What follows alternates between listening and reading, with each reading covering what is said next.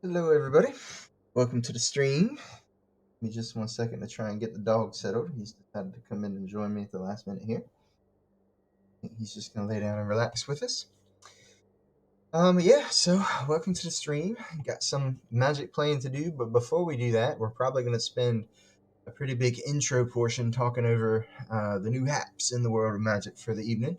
I'm sure you've, presumably heard the news, but if you haven't, I just got caught up a couple hours ago. I am not really active on Twitter at this point, although I have started thinking about Twitter as another way to kind of promote and, you know, let you guys know when I'm going live and that sort of thing. So, but for right now, I really stay away from the Twitterverse, at least for my own private life.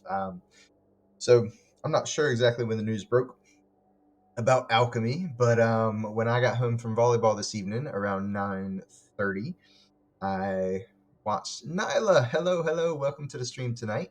We're just getting ready to talk about Alchemy. Have you heard about Alchemy yet? Um, I got home from volleyball at 9:30 and was real quick trying to get showered and then snarf down some food before we got on the stream for the night. And just so I happened to go on YouTube and saw you watched the stream. Okay. So I have not seen the actual Wizards stream. I'm sure that's archived somewhere, and I will check it out. Maybe it's up on YouTube. Maybe they've got a link to it. Sure.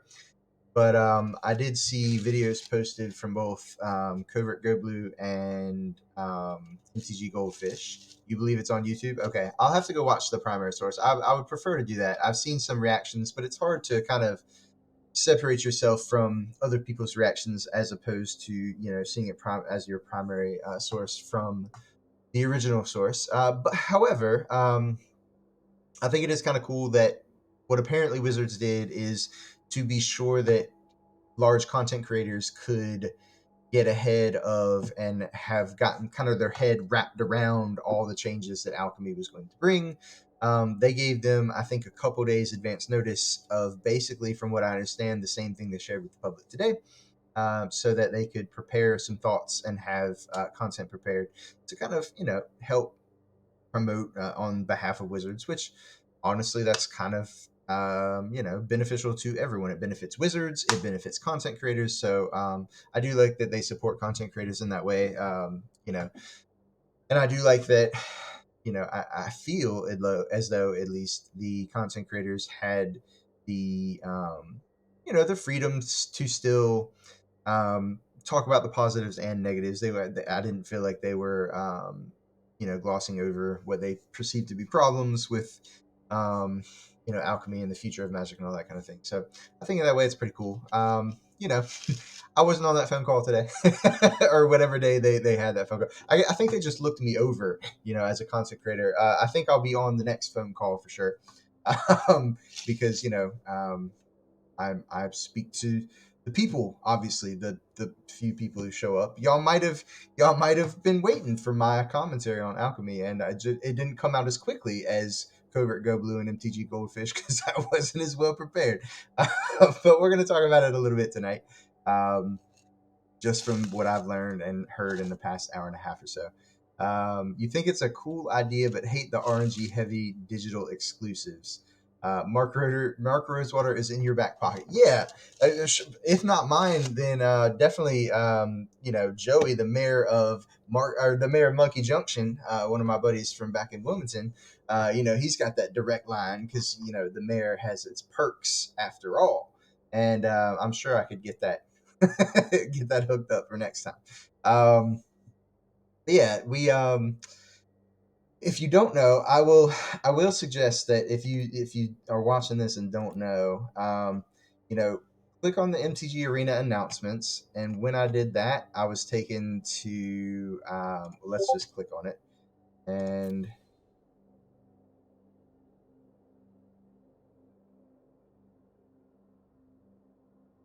you're taken to this screen, which is honestly pretty interesting because you would think Alchemy would be kind of upfront and in your face.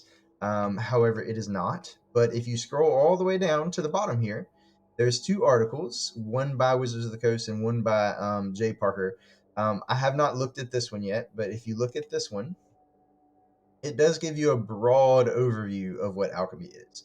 It doesn't go into as much detail as either content creator that I've seen material on. I'm also assuming that it doesn't go into as much detail as the stream today that Nyla seems to be up on YouTube as well.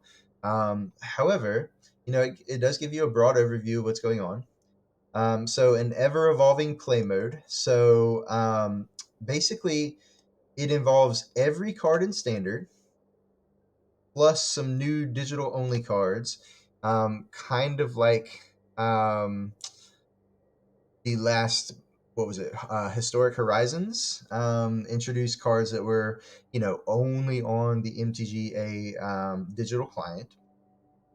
And the big thing is it is going to offer the ability for them to rebalance cards on MTG Arena.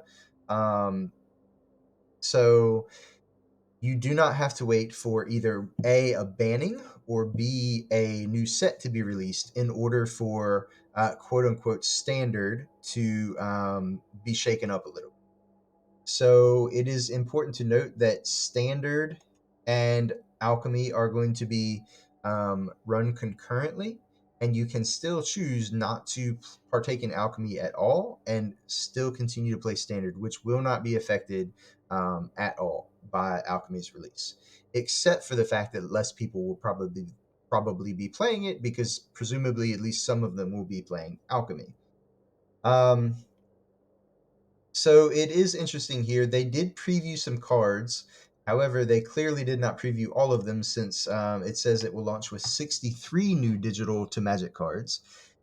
So it'll be interesting to see what else is coming with the set. It will also be interesting to see, of the preview cards I saw, all of them were either rare or mythic. I don't know if all 63 cards are going to be rares and or mythics. I would assume not. However, you know what they say about assumption. So, depending on the breakdown of the rarity in the new digital cards, I think that will go a long way in determining, um, at the very, very least, how much I'll play it. And depending on how severe it is, I would say it would even determine how successful it will be long term. If they are all rares and mythics, that adds quite a few extra wild cards that will be needed to play an alchemy um, deck that is tier one, especially because presumably alchemy, with its ever changing, ever rebalanced cards, the same deck won't stay on top for as long a period of time.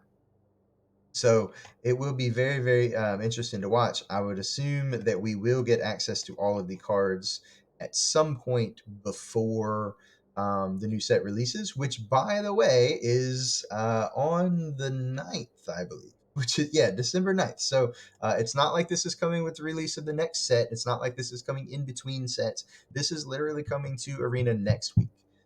Um, so I don't know that um, I don't know that that's the best decision, but I will say I respect it because the longer we have to think about this, the longer we have as a community to mull on it. I can see it going one of two ways. I can see it either, we start talking about all the benefits and kind of, hype is built up, and everyone wants to try it when it comes out. There's a problem with that in the fact that if it is not great right away, it might have a backlash and people might not give it as much of a chance, you know, as they would if the hype had not been built up around the set. The other side of the coin, and what I believe to be even worse, is that the longer we have to mull over it, the more negative connotation it may have, where people don't even give it a fair shake because we kind of talk it down so much before we even play with the cards that nobody even gives it a try. So I honestly think that giving it a very short turnaround time before actually going live from when they tell us about it is honestly a pretty smart thing for Wizards to do. I see this all the time in IT. The more lead time we give to end users sometimes with a change that is coming, the bigger deal they make out of it. And sometimes it's harder to get buy in, sometimes there's more pushback. Whereas most of the time, if you just within a reasonable time frame, tell them the change is coming. Um, kind of listen to their concerns and tell them it's going to be okay, and just rip the band-aid off and get it out there to the user so they can actually get it in their hand and use it. They end up realizing, the sky is not falling and the world will move on and it is okay. And sometimes it's better than okay. It's actually, positive. So I do think that the short turnaround time is very key here in what Wizards wants to do, which is just get it in our hands so we can actually experience it. And I believe that they have the faith that they've done a thing that's good, and that once we play with it, we will see that. So what I do not see in here are many of the new cards. There are a couple of the new cards listed here only because I think they're showing off what they've done. So as you can see for Wizards class, for example, this is the standard legal card. And then this is going to be the alchemy specific version of this card. I do find it a little interesting that, the name stays the same. Um, the differentiation between the cards is this new symbol here. It's the I guess the alchemy symbol, and it will be to the left of the name. And we've seen that a couple times before, most recently with the modal dual face cards. So they do put things there from time to time. And this is going to denote that this is an alchemy specific card, in which case we will know at least one thing on the card is different from the standard legal version of the card. And in this case, you can see that what has changed is the cost on the level 3 of Wizards class has gone from being 5 total mana down to 3 total mana. So this is an example of them buffing a card, which is honestly kind of cool. This is something that even in a world of where nerfs don't exist, right? The only mechanism you have to enact change is always going to be net negative. You're always taking cards away from the environment. Because in the real world, if we're trying to keep MTG Arena in line with real world product, they can't just release 12 new cards. That's just not really realistic in the model they have for selling packs. So it's not really something they can do in the online format if they're trying to keep it the same as paper. But as soon as you release yourself from those bonds, it's very cool to see that this can be a two-edged sword. We can use this to rebalance overpowered cards that are oppressive to the format, but we can also try and change the format in other more positive ways by making some cards that they kind of swung and missed on. They can give new life to those cards by making adjustments to make them more competitive. So I really do like this idea quite a bit. And I thought there was one other card listed here, but apparently there was not. In case you don't know, some of the some of the cards that will be nerfed in Alchemy on set release next week include Allruns Epiphany, Azeka's Chariot, and Goldspan Dragon. There are a few others, but those are the big hitters. So if you play any decks with those cards, unfortunately, you will not be receiving wild cards when these nerfs happen. Now, I can't say for sure whether I like that change or not, or that implementation. It's not a change because it is not a banning of a card. You are still able to play that card in standard unchanged from how it is. And I think that's the reason they've chosen not to do these wild cards for these rebalances. And honestly, sometimes it would be very hard to determine whether or not a wild card is warranted. For instance, the change to Azeka's Chariot. It is still a 4 mana card, 4 mana artifact, 1 green, 3 other. It's still the artifact itself turns into a 4/4 creature. The change to Azeka's Chariot is that now you will only produce 1 cat when it comes into play. So that would be a nerf, just a strict nerf. However, the cost to crew Azeka's Chariot is now down from 4 to 2 as well. So you only need 2 power in order to crew the chariot. Because of that, it is hard to say that that is a strict downgrade. Although you get more upfront value, or although you get less upfront value, sometimes the problem with Azeka's Chariot is it's at its best after they wrath. But when they wrath, if you do not have 4 powers worth of creatures to get the chariot active again, it kind of misses out on a lot of the benefit of the chariot. Whereas now you're much more likely to be able to attack with the chariot the turn after you lose all the creatures you currently have in play. I personally believe that to be the main reason why Wizards would not offer wild cards based on cards changing and rebalancing, because it would be hard to draw a line on if they rebalance in an effort to not just strictly nerf a card, but make small adjustments to a card to make it more interesting or make it fit a different space. It could be very hard to determine when wild cards were warranted and when they weren't. You obviously would not give out wild cards for making a card better. I wouldn't expect Wizards to take a card that is worse, give me a card that is better, and also expect them to give me wild cards. Since some of the changes will be side shifts, if you will, side grades, I think honestly it kind of stings a little bit, but I think it's the right stance for Wizards to take, not to give wild cards in this case. It is also worth noting that you are totally able to still play standard with the original version of the card. So you kind of are opting into it on your own to make yourself kind of affected by these changes that happen in the alchemy versions of the cards. Let's see. They also said alchemy specific cards won't get refunded if they get nerfed as well. Yeah, and once again, even if it is the alchemy specific cards, anytime a card changes, whether it be a card already in standard or a card specific to alchemy, kind of the take that I see based on the initial round of changes. Now, obviously, Allruns Epiphany is a strict downgrade. Or Goldspan Dragon is a strict downgrade. I believe Omnath to be a strict downgrade. Oh yeah, by the way, Omnath is going to be legal in Alchemy because there is no banned list in Alchemy, and that is a huge upside of Alchemy. It stings to have a card worsened a little bit, but none of the cards that they've worsened have been. Nyla, I honestly I disagree with that. As someone who plays mono green, I think that I will still play Chariot in the deck. Um, it's not going to be as good, and it may end up being cut ultimately, but I will still be playing mono green with it when Alchemy comes out if I choose to play Alchemy, and I will be seeing how it goes. I will at least be giving Chariot a chance, kind of for the reason that I gave. I think a lot of power of Alchemy, or of Chariot rather, comes from the fact that it's another resilient threat, kind of like Faceless Haven, which we will talk about in a moment as well. um, but I will still be trying it out because I know I can crew it a lot more easily after a Wrath effect or something like that. Chariot is now a worse Ranger class in most scenarios. I don't know. It hits a lot harder, a lot faster than Ranger's class.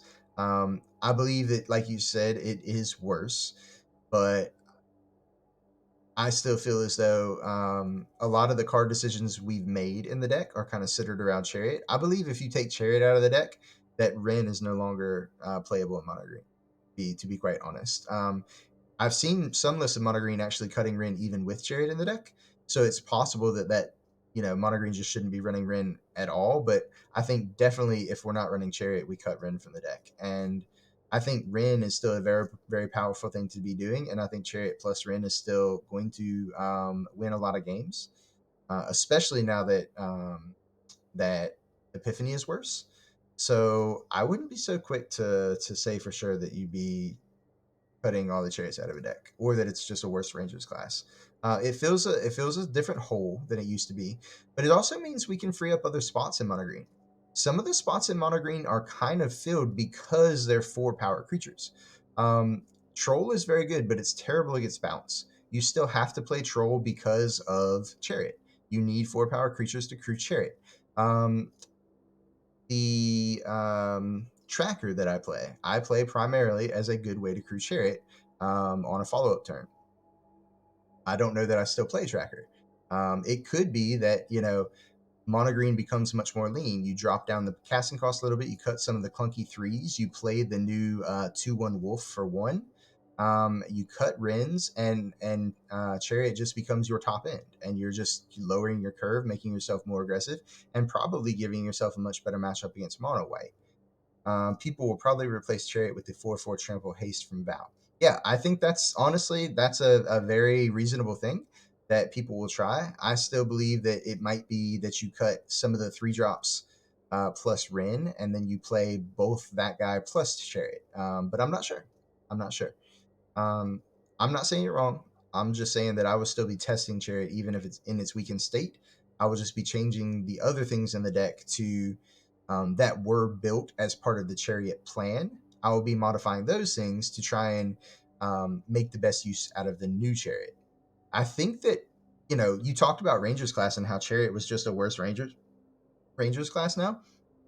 I think it's awesome that if you have no creatures in play, one Rangers class can crew Chariot all by itself. Um, I think that's a huge benefit to the card that just did not exist prior. Just having Wolf Pack Leader crew your Chariot, having the new 1-drop crew the Chariot all by itself. Um, those are all benefits to the card, because it means that you can just lower your curve, don't have as many clunky 4-power creatures at 3, and just run more aggressive 1 and 2-drop creatures that still are able to crew Chariot and continue to give you value. I would definitely be trying out a lower curve build of Mono Green before I give up on keeping Chariot in. But anyways, that's the card I have the most experience with of all the cards that are being changed. So I do feel as though I have some, leeway in expressing an opinion on that card. The other cards, I do not. However, the other cards I feel are strict downgrades. So there's not as much to talk about. Honestly, though, even the cards that are strict downgrades, and this is one of the reasons why I feel like people might be under or overselling the nerf to Chariot, is that if you look at the other cards that are being nerfed, they're all strictly worse except for Chariot, but I think all of them will still, continue to see some amount of play.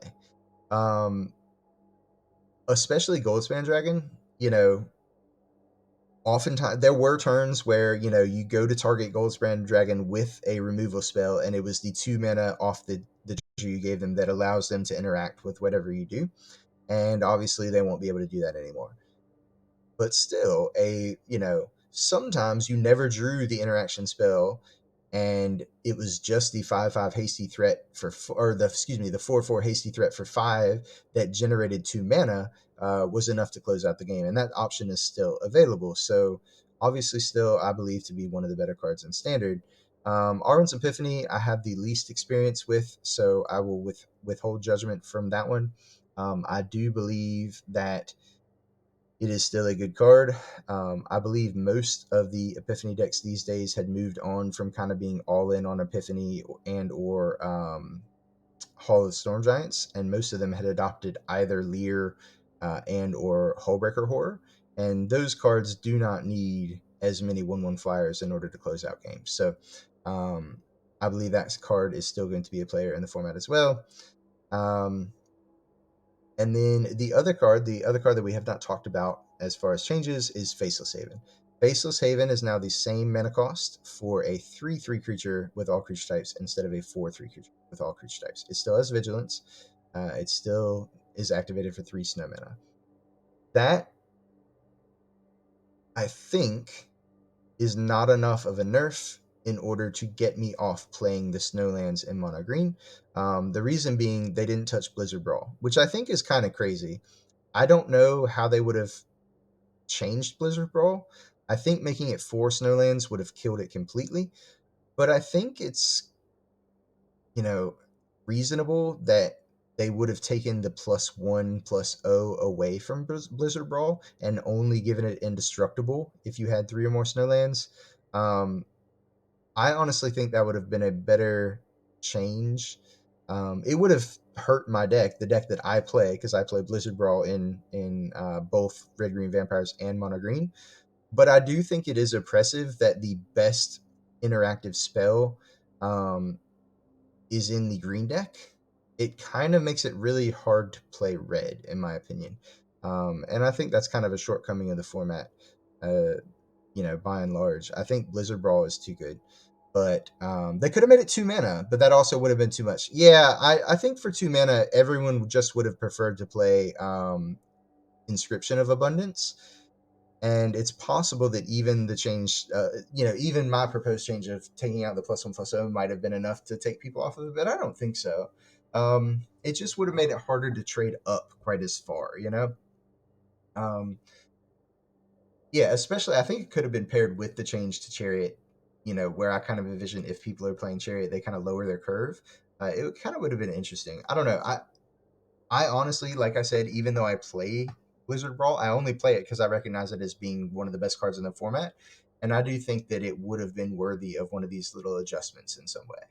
I think it's just enough better than anything else at its mana cost across any of the colors right now that it's kind of out of line with what else is available in standard. But they didn't, so I don't want to dwell too much in that. But I think that is the one card that I can think of off the top of my head that I think was worthy of one of these adjustments that did not get it. And the interesting thing about this is that it may still in the future. So the timeline for these changes to Arena are going to be monthly, if I understand correctly. So basically, once a new set comes out, 4 to 6 weeks after that, they will release the Alchemy specific cards in their own little release, along with the first rebalancing for that format. Then every month or so until the new set comes out, they will continue to rebalance as necessary to shake up the format and keep it fresh. So it could be that they decide, oh, yeah, we didn't intend to kill Chariot, but Nyla was right, and it did. Let's change something else and make it a little bit better. We're not going to put it back to its original form, but we're going to try it again. We're going to try and find something in between.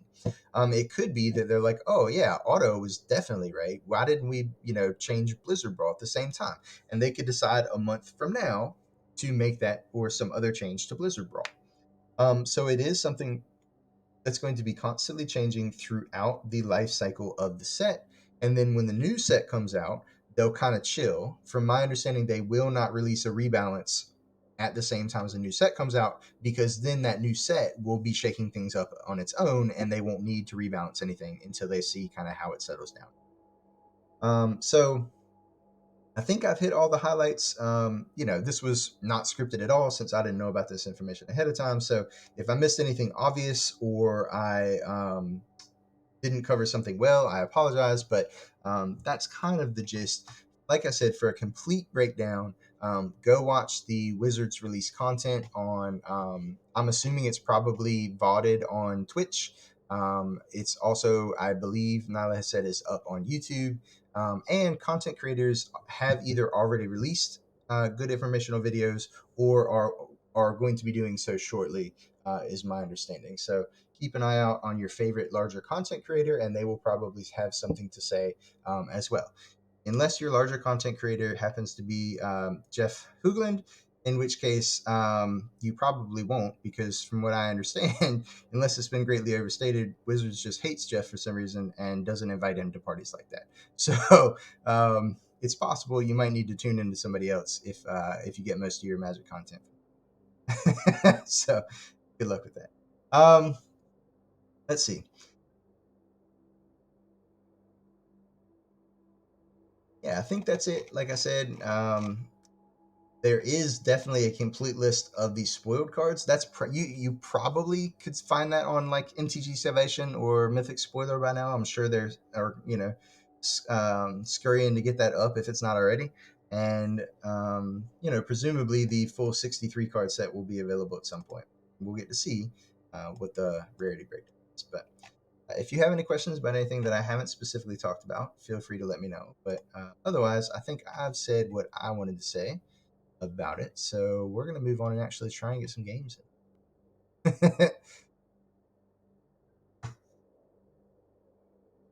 Okay.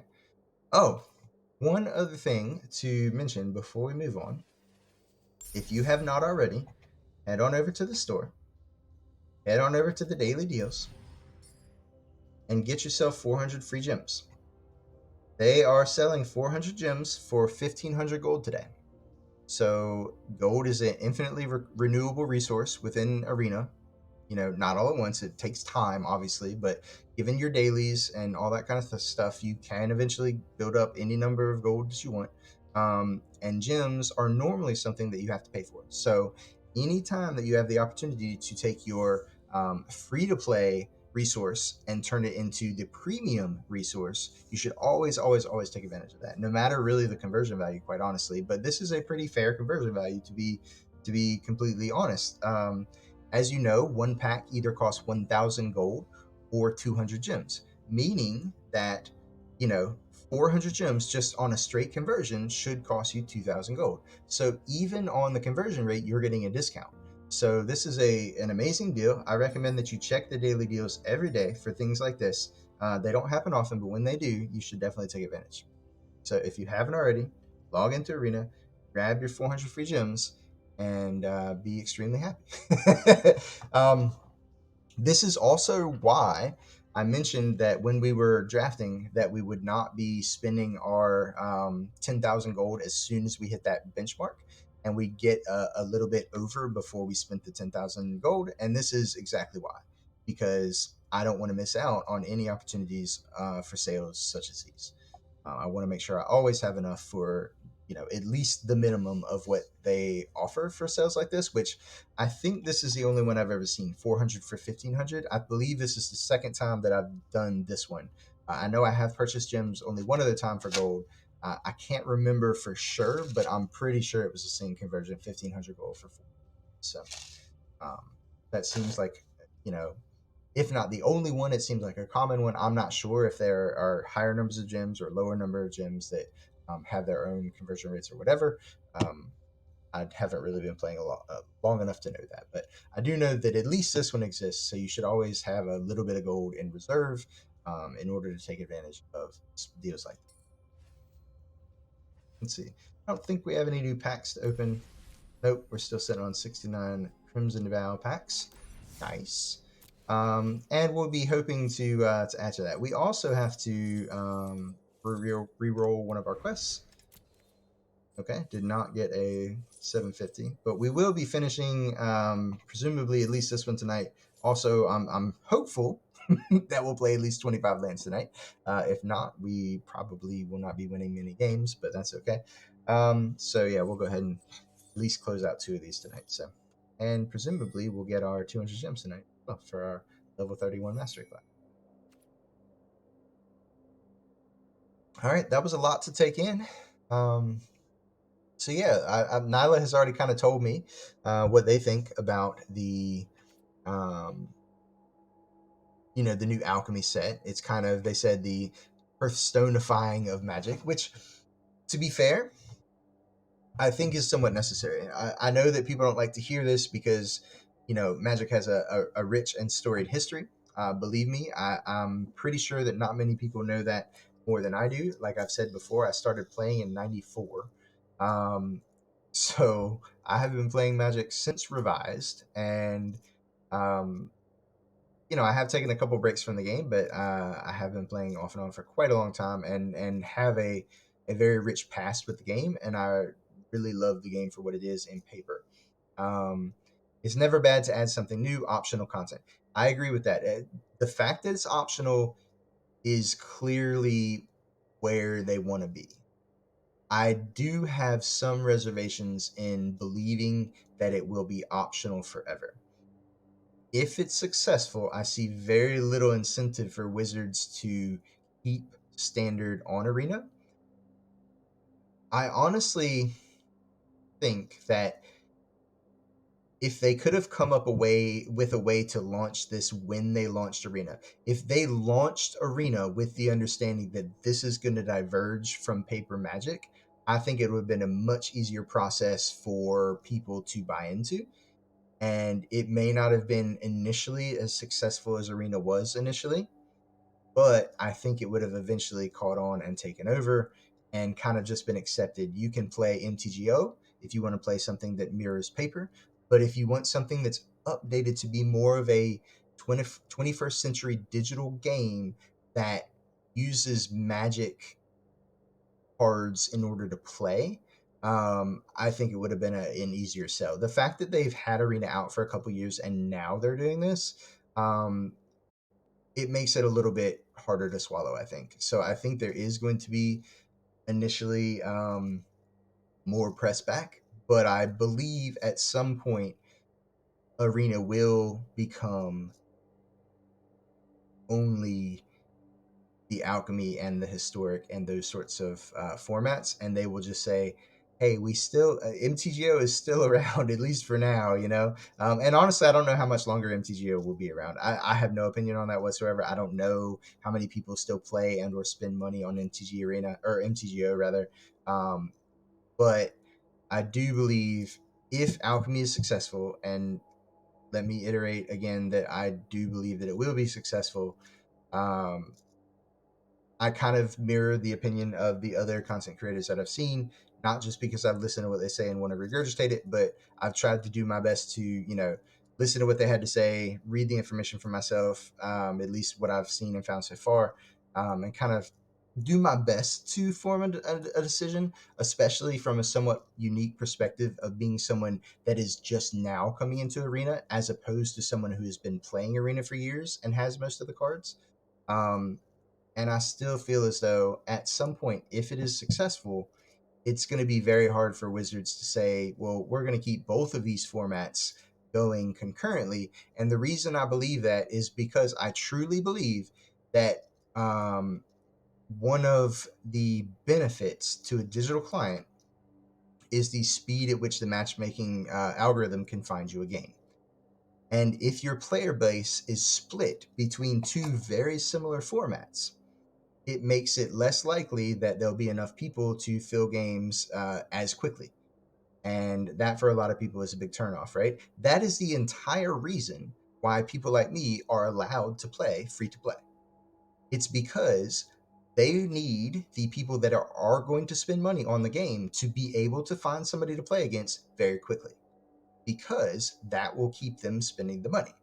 So, it's a mutually beneficial environment for all parties. Wizards makes money. And I very much want Wizards to make money because in order for them to keep producing product, they have to make money. That's just how corporations work. It works for me because I get to spend my time instead of my money in order to play the game. I'm at a point in my life and I have the freedom. If I wanted to, I could spend money on the game. But I think one of the benefits of having a free to play model is it encourages me to kind of, you know, uh, work with what I have and over time build up. And I enjoy that very much in a free to play model. So if it's available, that's normally what I do for games like these. But my being there also benefits the people that play money or pay money to play the game because they would presumably not play if they could never find people to play with. So it really does benefit all parties. And I believe that eventually, as Alchemy, if it becomes more popular, now this does depend on it being initially successful. If it's not initially, at least lukewarm in its reception, it may eventually die off. But if it is at least implemented well enough to be, somewhat received by the population, I believe eventually it will, over time, gain market share. And as it does, it will be harder and harder to justify to Wizards kind of fracturing its player base like that because, like I said, it would make either party that's paying money. If you pay money to play Standard and don't touch Alchemy, if you pay money to play Alchemy and you don't ever touch Standard, or if you pay even more money and want to play both and even Historic, um, they need those people to still find matches, and it's going to be harder to do that if the player base is fractured. And so I think eventually they will have to consolidate those. So just kind of keep that in mind. That is something that I haven't really seen mentioned, especially um, in that perspective.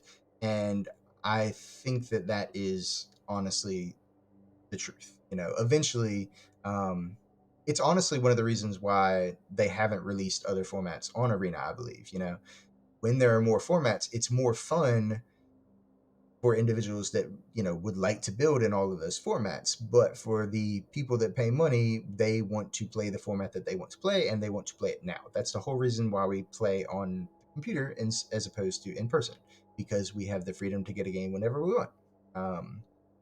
So yeah, I think that eventually Wizards will, if successful, find a way to jettison standard from Arena, and continue on with Alchemy. So take that for what it is.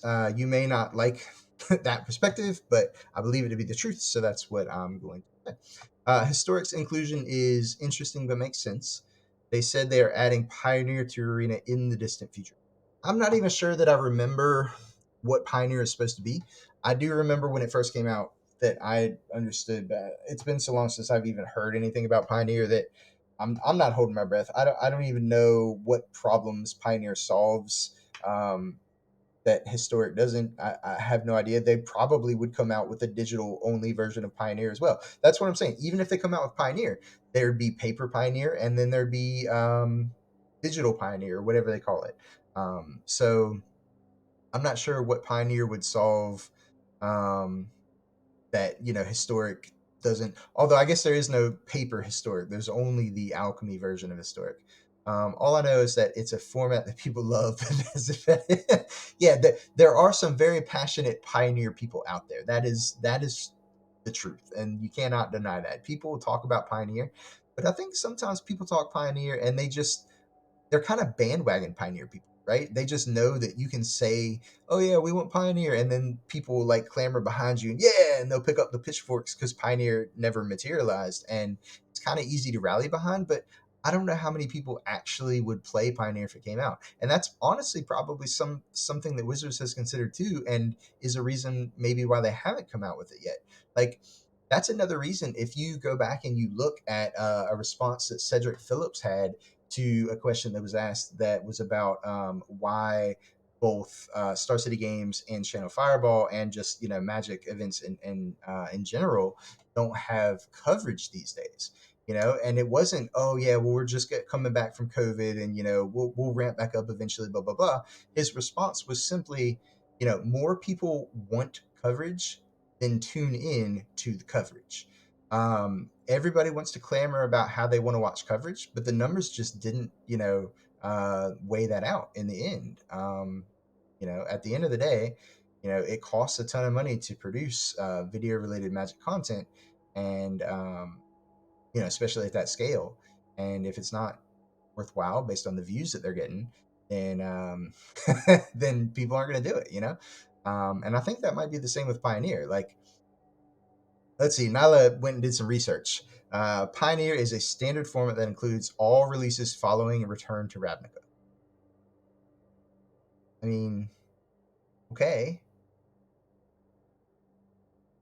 Why is that like the cutoff? What it's I might not know. I might not know. Maybe there is a distinct reason why that is the cutoff. It seems kind of arbitrary to me, right? Like, I don't know. It seems like they've tried that a couple times. They tried that with Extended. They tried that again with what came after Extended. I don't even remember. Modern, right? They all have some arbitrary number where Modern, I guess, was after Affinity, or after Mirrodin, because that was the new card face, and that was at least somewhat of a logical reason. Um, I I really don't know. I think there's always going to be a problem with non-rotating formats, because over time it always starts out and it's like, oh yeah, the old one is too many sets. It's too old. It's hard to get into. This one though, it's kind of newer but still old. And the problem with that is that always changes over time. Pioneer, honestly, when Pioneer first started being talked about was years ago. It's probably not even close to the same format that people thought that it would be if it came out back then. Um, I'm just not convinced that a non-rotating format like Eternal format can ever be sustained, because it's just, especially not on MTGA. I mean, it's going to be years probably before I play a historic deck, because I am very interested in playing standard, or I don't know. I guess I'll play Alchemy. I will at least try it, but definitely interested in one of those, and trying to, like I said, right now we're drafting a bunch to try and get the cards, and then once we get the cards, we kind of will perpetuate, and as rotation happens, we'll get rid of a lot of the sets that we didn't get a lot of cards of, the Cowdimes of the world and the Strixhavens of the world that I wasn't here to play with. And then once the newest or the oldest set in the format is Midnight Hunt, I'll presumably have most of standard, and then I can hopefully kind of perpetuate that. And as more of those sets that were standard legal take up more and more of the percentage of all available sets in modern, presumably I'll be able to play a modern deck as well. But it's very hard to get into modern without having a standard card pool to pull from, right? Because you can't just go in willy-nilly and like decide I'm going to play this modern deck, especially in the post alchemy world where, like you mentioned, Nyla, any changes to alchemy, and this is something that I didn't quite mention before, but the alchemy versions of cards affect not only alchemy but also historic. So, for instance, another card that we didn't talk about, a nerf to aspirant. What's the first? I don't remember something aspirant. You don't know what I'm talking about. The 2 mana 1/1 that beginning of combat puts a +1/+1 counter on something. Inspiring aspirant, maybe, I don't know. I should probably know the name of that card, but I just always call it aspirant. So, anyways, it now puts the counter on the creature at the end of the turn. Luminarch aspirant. Thank you, Nyla. You're on top of things. I appreciate that. Obviously, in standard, well, in alchemy, that is a good change. Luminarch Aspirant is probably too powerful for a 2-drop in standard, in the sense that you would never play another white 2-drop creature over Aspirant. You might play another 2-drop creature in addition to Aspirant, but I would be very hard pressed for you to show me a white deck without 4 Luminarch Aspirants in it that was somewhat aggressive with a low curve that would not immediately be made better by having 4 Luminarch Aspirant in it. It's just at such a higher power level than the other cards available in standard that will always be the case. Whether or not that's a bad thing is debatable, I think, because I believe there will always be cards that are better than the other cards in a set. And I think sometimes that is the problem with banning the best deck, is there will always be a best deck, and it's a slippery slope to determine what is powerful enough to be banned and what it's not. I think it's a much softer, adjustment to instead take the power down a little bit to put it more in line with the other cards available in the format, so there are decisions to be made. Some decks may want the new aspirant that triggers at the end of the turn instead of the beginning of combat. But other decks might decide, well, maybe I want Thalia instead now, because now I think maybe aspirant's not as good, and the first strike plus the 2 power without other fuss or hassle plus the taxing, that all it just makes it closer, so there's actually a decision to be made. That's all fine and dandy for standard or alchemy, but the new version of the card is also going to be the card that is now available in historic. I'm not sure that new aspirant is good enough for historic. I don't know historic very well. Maybe even old aspirant wasn't good enough for historic, but it is really strange to me that a lot of times the good standard decks will rotate and become good historic decks. If the newer cards continue to be alchemied very aggressively, but the historic cards are not, it's going to be harder for the newer sets to break into historic the same way, because presumably by the time that those sets rotate out of standard, they will not have the power spikes in the cards that that historic will with some of its older cards. So I just don't know how well they're going to police the alchemying of the older historic decks that are already established, as opposed to the new cards that are legal in alchemy that will be downgraded because of alchemy in historic as well. Let's see. The original stated Pioneer plan was to run it on MTGO initially and ban aggressively and off cycle, which meant basically R&D whenever R&D felt like they had justification, any day, anytime. I mean, that's cool, but I mean, I don't know. After initial bannings kind of make a format stable, it seems like they shouldn't need to do that, right? What are the chances that it's just like one day without any new influx of cards, it's just like one day a card just breaks? Um, it's not really very likely, right? So I don't know that the buy-in for like, oh, the reason we're gonna do Pioneer is because we're gonna have a new starting point that's really still kind of arbitrary. The selling point is we'll just do bannings more aggressively whenever we want. One, why can't they just change their policy if they believe that to be best practice and do that in the existing formats? And two, how often after the format is actually established do they think that would be necessary? Because I don't think it would be that often. um, let's see. Aspirant was good in historic human decks. Yeah, and maybe it still will be good enough, but it's much less likely, right? Because the power level of a card in historic has to be much higher than the power level of that card in standard. So I don't know. It's all weird. It's all weird. It's so early to be kind of drawing any large conclusions, but it's an interesting conversation to have. That's for sure. Um, I don't know. Crazy. What do you think? We've talked about it for about an hour. I think we should probably jump into some games.